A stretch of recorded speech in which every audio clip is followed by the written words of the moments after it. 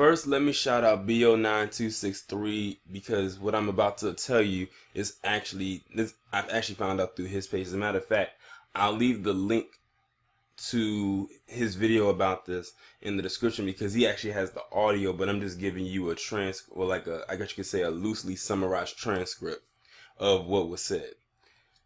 If y'all don't know who this is in this picture, this is none other than Jason Porkchop Fatlock Whitlock. And it looks like it was some kind of an animation that was drawn up of him that he now posts as his profile picture on Twitter. And ironically, look at how his face looks and look at what's in the background. I'm very sure that he loves having men's ass in his face. I'm very sure he loves it.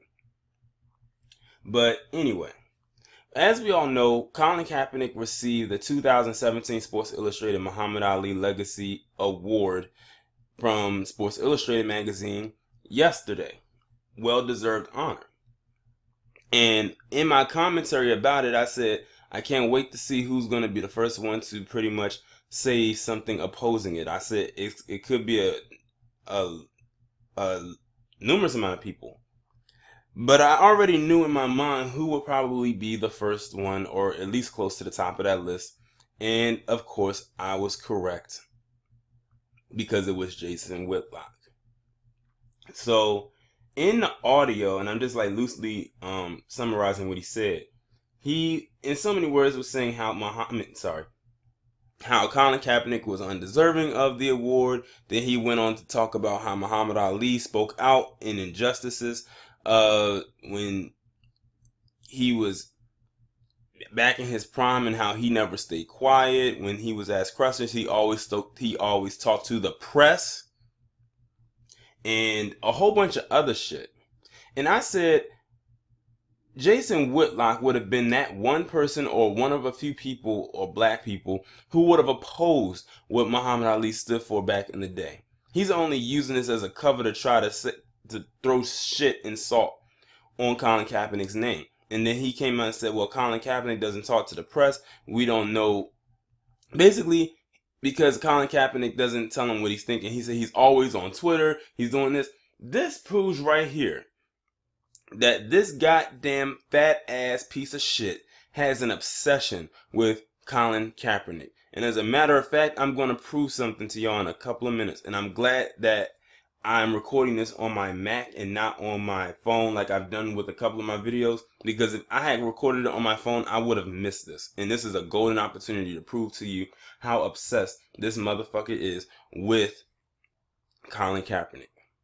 But the nerve of this bastard to come out of his mouth again and again and again and say what another man is undeserving of, even though we know that they are, blows my mind.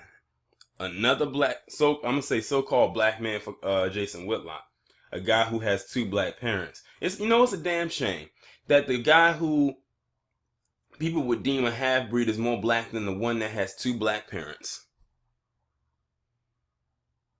And you know what? I have a feeling that Jason Whitlock doesn't mind being called a Sambo. He probably enjoys it. And that in itself is a damn shame. I bet if black people had a code of conduct, he wouldn't appreciate being called that, or appreciate being that. He would probably go out of his way to try not to be that. But like I say, coons and Sambos are nothing but people who follow the money trail or the power trip.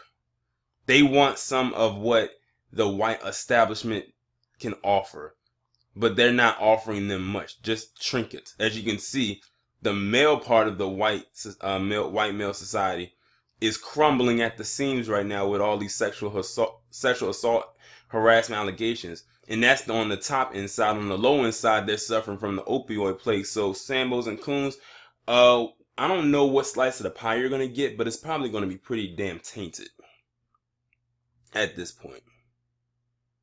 But if you do so happen to fall into that range, good for you. Now that is well deserved. Now what I'm going to do right quick is pause this video, and I'm going to show you the proof that I found that Jason Whitlock is obsessed with Colin Kaepernick. Okay, Now, this is Jason Whitlock's pinned tweet, and he pinned it September 23rd, 2016, over a year ago. It says, cyberhumans versus humans. The culture war no one is talking about. The culture war humans are losing. The culture war tearing apart America. And look whose picture pops up in the thumbnail. Colin Kaepernick. He's had this post pinned to his page over a year. It has over 1,900 comments, over 4,700 retweets, and over 8,400 likes.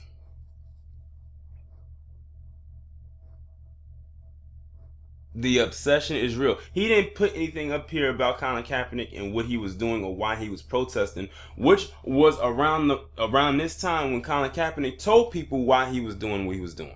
Or maybe it was probably a little bit before then. But he's basically calling Colin Kaepernick a cyberhuman. And that his stance is what's dividing America. He's using the white supremacist talking points, like most Sambos always do. If there is anything that Jason Whitlock could ever be to the black community, it's shade. Whenever we need to be protected from something, you could be the damn shade. That's all you would ever be to the black community. You moon-sized eclipse motherfucker.